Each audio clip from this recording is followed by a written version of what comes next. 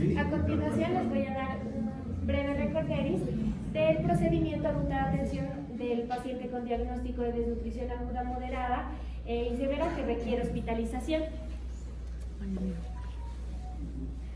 Para resumirles como tal, este procedimiento se vio la necesidad de crearlo para hacer una articulación de todo el quehacer de los profesionales frente a estos pacientes. Dentro del procedimiento se estableció de manera protocolaria la intervención de algún personal de salud. En este caso está el especialista tratante, que es el pediatra quien se encarga de liderar todo el equipo. Está el médico general, quien se encarga de hacer todo lo que ejecutar pues, el plan de acción estipulado por nutrición y pediatría. El nutricionista, quien nos ayuda con todo lo que es el soporte nutricional y la clasificación de la etiología de la desnutrición. Psicología y trabajo social, que nos ayudan con toda la identificación de factores protectores y factores de riesgo evidenciados frente al paciente. Y fonobiología, que nos ayuda a hacer toda la evaluación de la parte oral. Dentro de estas se da un seguimiento a la ruta. Entonces está la captación del paciente con diagnóstico de desnutrición, pues que lo hace el médico general, hace la identificación y hace el primer diagnóstico, ¿no es cierto? El diligenciamiento de la ficha de notificación con el código 113, el reporte de caso, pues que se debe hacerlo, bien sea a la línea amiga o a la jefe del servicio para que me hagan el reporte formal, enviar pues la ficha de notificación que se debe hacer el envío pues a vigilancia epidemiológica. Esto pues ya son los administrativos, que es validar la información que se realiza pues el consolidado semanal, recibir los casos, hacer búsqueda activa y registrar los casos en la base de datos.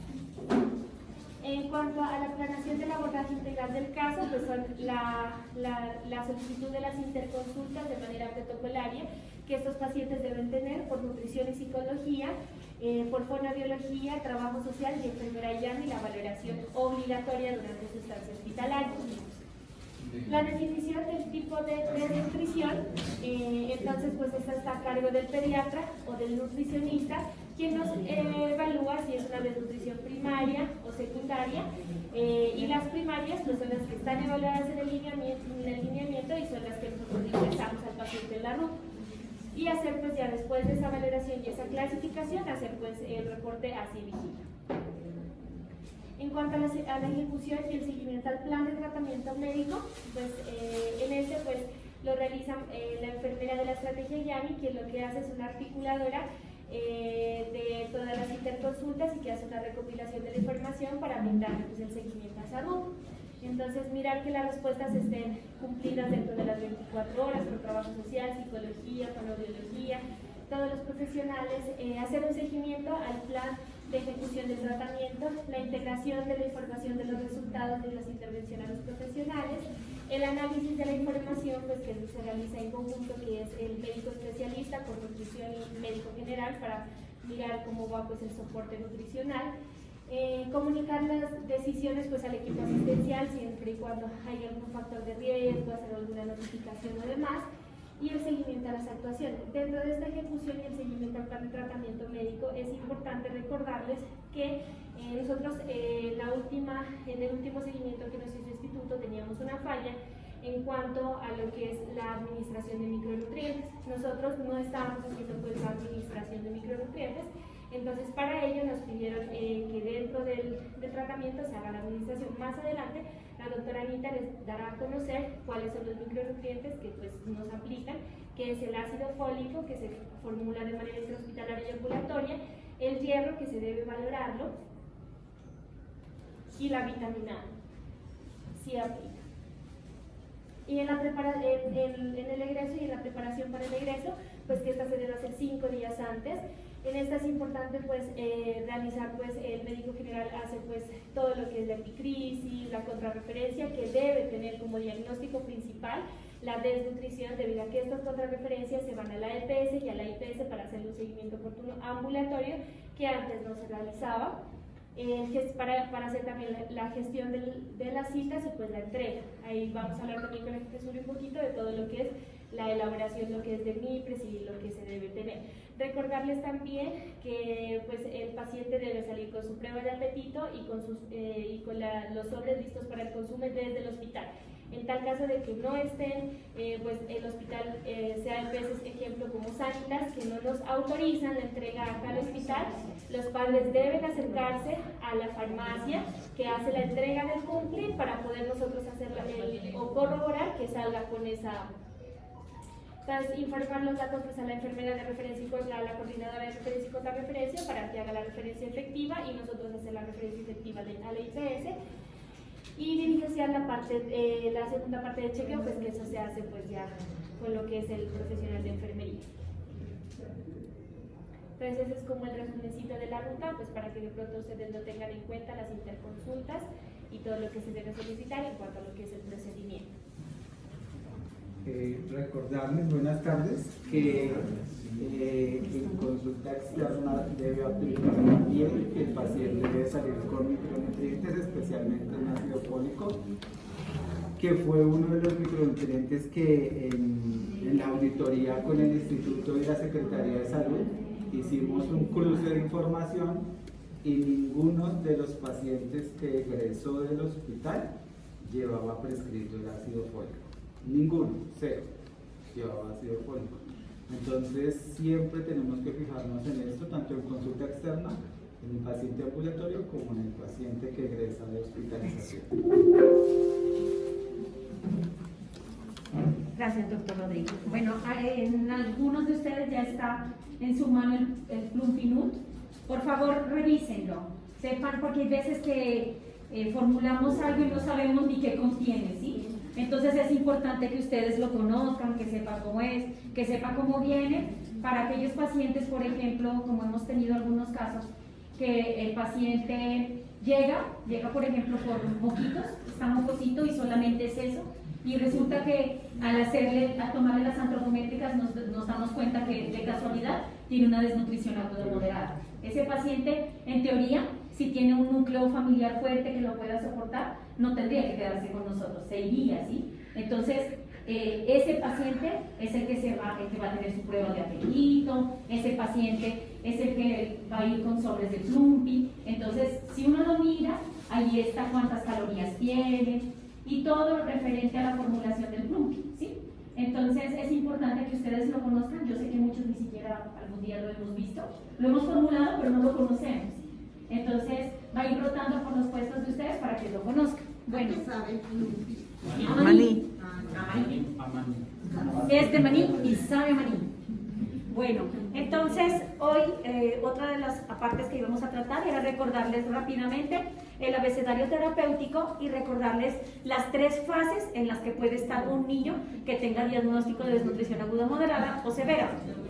Las fases en las que puede estar son: la primera, estabilización. La estabilización en reanimación puede durar aproximadamente 2 horas mientras nosotros hacemos los procedimientos cuando un niño viene muy crítico, y de ahí en adelante esperamos que entre las primeras 12, 24 a 48 horas el niño se encuentre aún en fase de estabilización. Este es un hallazgo frecuente en auditoría, ¿sí? Eso nos lo calificaron mal, no estamos colocando la fase en la que se encuentra el niño. Entonces, para que lo tengamos presente, desde que ingresa el niño hasta las primeras 48 horas, cada que evolucionemos, este niño está en fase de estabilización. Muy bien. De allí pasa a la fase de transición. Tampoco la marcamos. ¿En qué momento está en transición nuestro niño? Normalmente en hospitalización está en transición. Esta fase transcurre entre los 2 a aproximadamente 7 días. Es la fase en la que nosotros empezamos a hacerle reposición de todos los nutrientes que el niño necesita. Y la fase de rehabilitación, normalmente estos niños ya en su rehabilitación ya casi no los vemos. Nosotros estamos en estabilización y transición, y generalmente en rehabilitación se les da egreso, y es una vez han transcurrido de 1 a 3 semanas de que el niño se encuentre en la institución. Entonces no se olviden 3 fases: estabilización, transición, rehabilitación. Esas fases debemos marcarlas en la evolución para que las personas que hacen los reportes respectivos al instituto y a los entes nacionales pues tengan de dónde tomar el sustrato para esto. Eso, y es importante que en la última evolución que se realice para el egreso pongan la fase con la que egresa, si egresa ya en fase de transición o egresa con ya fase de rehabilitación, que eso también pues no lo corroboraron. Jefe, no sé si tú les dijiste los códigos, no les dijiste, No, ¿verdad? no les dije los códigos. Los códigos que No sé debe si el doctor Rodrigo. nos hace el apoyo el doctor Dos Rodrigo. recomendaciones ahí. Cuando ustedes escriben en su evolución, recuerden que en algún momento yo les pasaba los servicios, les decía por favor, escriban en su historia clínica, se individualiza caso por estado del paciente.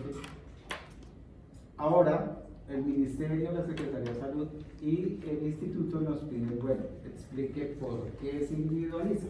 Entonces, mi recomendación respetuosa es que en la evolución, cuando dice el plan, ¿sí?, escriban la fase y si se individualizó el caso, por qué se individualizó. ¿Qué estoy haciendo yo? Yo escribo fase de transición, se individualiza el caso por estado del paciente, ya que venía con fórmula terapéutica desde el primer nivel, ya tiene prueba de apetito y tiene buena ingesta de alimentos intrahospitalarios. Ahí ya no me puede decir nada el instituto ni el ministerio, es claro para ellos que el paciente ha sido individualizado, se le está dando una alimentación complementaria, se le está dando su F75 y su tratamiento va a seguir a fase de rehabilitación posteriormente. Es indispensable que mejoremos desde el triaje y desde consulta externa, si es que es el caso que viene remitido de consulta externa, la toma de medidas antropométricas, pero también la interpretación, porque a veces nos confiamos en lo que nos escribió el auxiliar de enfermería o la enfermera y no dudamos.